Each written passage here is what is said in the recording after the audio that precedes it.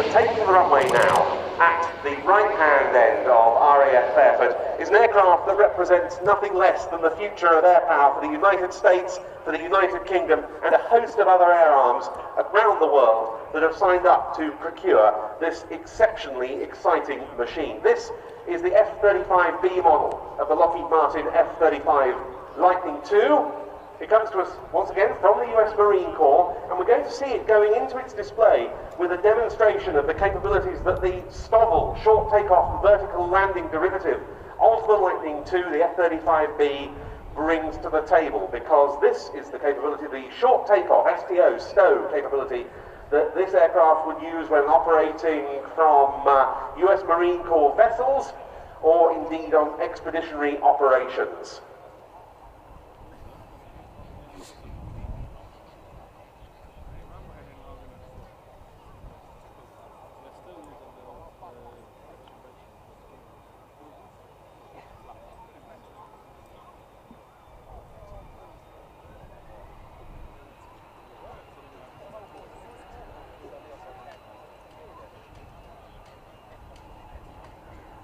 And there you can see on the F-35B evidence of the lift fan engine configuration of this variant as it rolls down the runway.